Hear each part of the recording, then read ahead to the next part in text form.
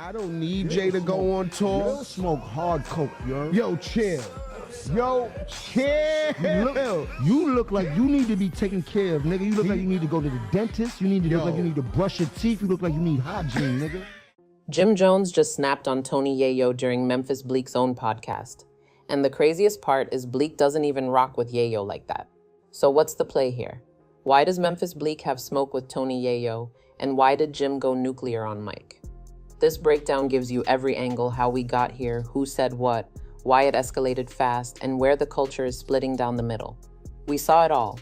Jim got destroyed after Tony Yayo exposed him.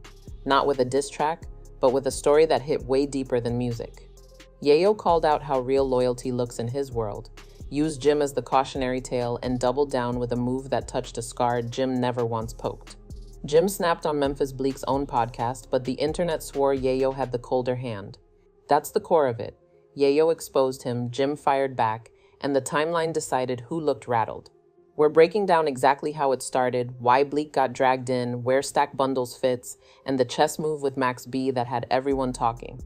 But it didn't stop at a few spicy lines, because what Yayo said next made Jim lose it completely. And he kind of hinted at the fact that deceased rapper Stack Bundles, his death possibly could have been prevented had Jim Jones done more for him and may have prevented him from having to hang out in the hood. Tony Yayo set the tone with a simple code: if you really love your people, you get them out of danger. He held up his own situation, how 50 Cent keeps him paid and present as proof of what loyalty looks like. Then he took it further. He pointed at Jim Jones and Stack Bundles, implying Jim didn't do what needed to be done. The line that stuck wasn't about money, it was the picture. Stack Bundles died in the hood with a Porsche. To fans, that sounded like Yayo saying Jim left his guy exposed. That's not rap pettiness, that's character on trial. And this is where the Humiliated label started. Not because Jim's broke, nobody said that, but because Yayo framed Jim as a leader who talks loyalty yet didn't move loyalty when it counted. On the internet, that reads like an expose. On the Jim Jones podcast, he had guest Memphis Bleek, and they shot at Tony Yayo. They shot back, actually, because on the Shay Shay show, Tony Yayo said, man, Jay-Z should take better care of his people. One clean claim, and boom, comment sections crowned a winner before Jim even spoke. But to see why this hit more than one person, you've got to follow the ricochet. Yayo didn't stop at Jim. On a separate run, he took jabs at Jay-Z, calling him stingy with opportunities, then used Memphis Bleek as the example. That made it personal. Bleek's been Jay's little bro from day one. His loyalty isn't a slogan, it's real life. So when Bleek got his own platform, he had to clear the air. He basically said, Hove doesn't have to do anything for me, I can carry my own weight. No begging bowl, no pity party. And that set the stage. Bleek's couch became the arena. Jim walks in, Yayo's name is already floating in the air, and the conversation shifts from industry politics to say that in front of me. The fuse was already lit. But Yayo's philosophy isn't just talk, it's rooted in a story that hurts. That's why paid in full movie, nigga. I got a G for every bump in your face, nigga. I promise you that. I promise you that. That's why he worried about Peon, you broke, nigga. You know See? I got it, nigga. What's up? Jay-Z was all business with them. Right. This is the raw part. Stack Bundles wasn't a random name, he was one of Jim's brightest talents and a real-life friend. The narrative that follows him is messy, painful, and endlessly debated. Yayo's claim, boiled down, is a real boss gets his people out. If they're still sleeping in danger zones, something's off. That's why his words cut, because they implied neglect, not just oversight. Jim's stance has always been steady. He tried. He says he offered housing outside the hood, budgets, vehicles, tours, and a path out. He says you can't force grown men to relocate, you can only open the door. According to Jim, he didn't abandon anyone. He spent money, time, and energy trying to do the opposite. And when he tells it, you hear the ache. That's why this topic turns him from calm to hot in seconds. It's not blog talk, it's grief. So when Yayo put that on the table again and the internet shouted exposed, Jim wasn't going to whisper back. You look like you need help. Tell your man 50 send you an ounce or something, yo. You do need you that might help. need That's 2 why- ounces. That's why Paid he in full looking to movie, see. nigga. I got a G for every bump in your face, nigga. I promise you that. That's I some promise facts. you that, nigga. On Bleek's show, Jim didn't tiptoe. He defended Bleek, clowned Yayo's image, talked about hygiene, threw numbers around, and made it loud that nobody is feeding him. He said he built his situation from the ground up, and anyone counting his plate is out of pocket. In the room, it didn't feel like media training. It felt like pride, pain, and pressure colliding. Bleek tried to keep it cool. Jim leaned into the energy. Here's the catch. Yayo never said Jim was broke. Yayo's angle was optics. Do your people look up too? The internet picked up on that. Jim flexing cars and money made him look defensive to some viewers because it dodged the core accusation. That's how the narrative snowballed. The guy being exposed looked like he couldn't sit still while the exposer kept it chess-like and calm. But Yayo wasn't done. He made one post and turned the volume up without saying a word. Where he ultimately lost his life. It seemed like they having a battle of whose big homie has done more for them in the past. Like, I think Yayo's biggest argument is your big homie don't do as much as my big homie Fifth does for me. And it's like, dude, how old are you? Instead of a paragraph-long response, Yayo pressed a scar.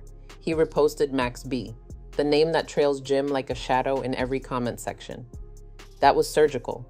One tap, and a decade of unresolved tension entered the chat. Fans instantly read it. Oh, he's really pressing Jim now. No insults needed, just Max. The reminder that Jim's past isn't buried, and the people watching know exactly where to poke. That's why the headline wrote itself. Yayo exposes Jim Jones. Not because of money, but because he touched the parts of Jim's story you can't fix with a flex. But this isn't only about two men. It's about two philosophies of leadership. There's I'm good money, and there's my whole section is good optics. Jim's message is independence. Ain't nobody feeding me. Yayo's message is provisions. My general keeps us fed and safe. Both can be true. I guess he was referring to like Memphis Bleek, why he ain't take care of Memphis. Memphis is like, yo, I could get it on my own. I don't need 50 Cent or anybody taking care of me. I'm good. Me and the big homie Jay-Z, we got a great relationship. Don't come over here messing up. The internet focuses on what's visible. If your crew doesn't look up, people assume you failed them, even if they turned down relocation and chose their own path. If your crew looks up, people credit your leader, even if you built 10 side hustles by yourself. Here's the twist. One model scales freedom, the other scales protection. Independence is sustainable long-term, but it can look selfish in clips. Provision looks generous in the moment, but it can breed dependence if nobody's learning the play. Audiences rarely weigh that trade-off. They judge snapshots, backstage passes, flights, new cribs, and call it leadership. That's why the debate won't die. It's not about who's richer, it's about who leads better. The boss who makes you self-sufficient, or the boss who makes sure you never have to reach for your own wallet. In peacetime, provision wins photos. In a crisis, independence is the only safety net you own. And that debate gets brutal when grief lives in the middle. Was it leadership failure? Full stop? Or was it life dealing a hand that money can't always outrun? Jim says he offered escape routes. Yayo says the routes don't matter if your people didn't leave. Those positions can coexist and still leave a hole where a star used to be. That's why each time stacked bundles is mentioned, temperatures spike. You're not arguing about bars, you're reopening a wound. What the timeline never sees are the quiet pieces, late night calls that went nowhere, family ties that make moving feel like betrayal, crews split between New Start and Day One, and the stubborn pull of blocks that raised you. Relocation isn't just keys in a lease, it's changing numbers, routines, friends, pride. Sometimes the calendar fills with shows and checks, but habits travel. A new zip code isn't a force field. There's also the guilt nobody posts. Leaders replay the what ifs, one more push, one more flight, one more conversation. Friends replay their own, should I have listened, should I have left, should I have pressed harder? Grief and pride wrestle in the same room, and microphones make both louder. That's why Jim goes 0 to 60. You can debate stacks of cash. You can't debate a loss that keeps echoing every time a name is said out loud. So when Yayo frames the story as protection versus neglect, it lands like a verdict even if the facts live in gray. The internet loves clean answers. Real life is messy, private, and often sealed by memories no clip can capture. So where does it go from here? And why did this expose land so hard? Yayo didn't expose bank statements. He exposed a metric, how you treat your circle. He framed loyalty as relocation, safety, and visibility, then implied Jim didn't check those boxes. Jim fought back with independence, pride, and proof of motion. I built mine. Nobody spoon feeds me. Bleek stood up as the example of loyalty without dependency, refusing to let his name be used to attack Hove while still making clear he handles his own. Here's the nuance the timeline rarely catches. Both models can win. One model says, "I'll move you to safety and keep you booked." The other says, "I'll show you the play so you never need me." The public judges by what's visible. If your crew looks protected and paid, people assume the leadership is airtight. If your crew looks scattered, they assume you failed them, even if you spent years offering exits they didn't take. That's the trap of optics. Results on camera beat intentions off camera. And that's why viewers say Jim looked humiliated. Not because he lost a shouting match, but because Yayo controlled the frame. He set the scoreboard to who kept their people out of harm's way, and then pointed at receipts the audience could picture. In public arguments, whoever defines the metric usually wins the moment. But moments fade, algorithms move on. What sticks is the aftercare. Who's actually thriving 6 months from now? Who's off dangerous blocks? Who's building businesses with or without a cosign? That's the part no clip can fake. Strip away the noise and you get two truths that can live together. Truth 1. Moving your people out of danger is real love. If you can, you should. That means leases in safer zip codes, new routines, new circles, even new phone numbers. It's not glamorous, it's logistics, paperwork, deposits, distance from familiar corners. Real leadership costs time and money, and it rarely fits in a caption. Truth 2. Grown men make grown decisions. You can offer the mansion and still watch someone choose the block. Pride is real, roots are real. Sometimes the pull of home beats the promise of safety. And when somebody says, "I'm good right here," you can't force a relocation without creating a different kind of fracture. That's the knot. One side thinks the offer is the proof. I opened the door, the other side says the outcome is the only score that counts. Did they actually get out?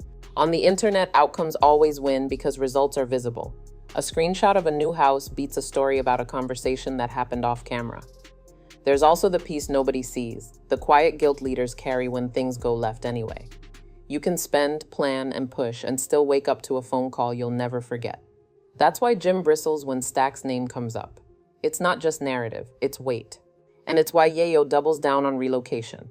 Because to him, not moving your guy is an unforced risk. But even moves aren't magic. A new address isn't a force field.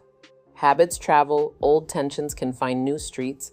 The goal isn't just distance, it's transformation. New work, new purpose, new calendar that doesn't leave room for 2 a.m. detours.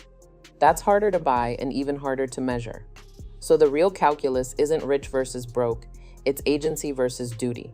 How much responsibility does a leader carry for another grown man's choices? And how much responsibility does that man carry for saying yes to the exit when it's offered? Social media loves scoreboards, but off camera it's messier. Intentions, refusals, near misses, and the kind of conversations you don't clip for views. So the only question that really matters is the one you answer at home, not on a podcast. Is real leadership measured by who writes the checks or by who changes minds before the street does it for them? Because that's the heart of this whole argument. Money's the easy metric. Anybody can post a bank statement or a new car. But what about influence that saves somebody's life? What about being able to call your man and say, "Yo, it's time to move different," and he actually listens? That's the kind of power you can't flash on Instagram. If your people turned down a safe route, did you fail, or did life simply outrun you? That's the question Jim's been wrestling with ever since Stack's name first got tied to his. To him, he offered the exits. They just weren't taken. To Yayo, if they're still stuck, the exits don't count. And somewhere between those two ideas lives the whole definition of what a real one is supposed to be. And if you keep your team fed and far from danger, are they really building anything of their own or just eating at your table forever? A good leader provides, but a great one teaches the recipe. Otherwise, the second your plate's empty, the whole table starves. That's the silent fear behind every crude dependence disguised as loyalty. That's the tension Yayo exposed. That's the pride Jim defended. And that's why Memphis Bleek had to host the conversation and set his own record straight, because he's the proof that loyalty doesn't always mean dependency. He's been next to a billionaire for 2 decades and still finds ways to move on his own terms. That independence is what both Yayo and Jim claim to stand for. But in different languages, one speaks in protection, the other in self-made hustle. So maybe this whole situation isn't just beef, it's a mirror the culture needed. It's making everyone in the industry and every fan watching ask the same uncomfortable thing. Are you feeding your people or are you teaching them how to feed themselves? Because sooner or later, every leader has to face that moment when the lights dim, the money slows, and only the lessons you left behind still shine. If everyone keeps score with Instagram posts and sound bites, this never ends. Yayo can keep tapping pressure points, Jim can keep proving he feeds himself. Bleek can keep showing loyalty without dependency. The algorithm will feast. A real resolution would look different. One side admitting that results matter more than offers, and the other admitting you can't drag a grown man out of a zip code he loves. Until then, the only scoreboard that counts is what your circle looks like 5 years from now. Who's safe, who's thriving, and who still answers when you call. So what do you think? Was Jim Jones truly humiliated after Tony Yayo exposed him? Or did Yayo just master the art of pressing a man where the internet can see it? Drop your take below.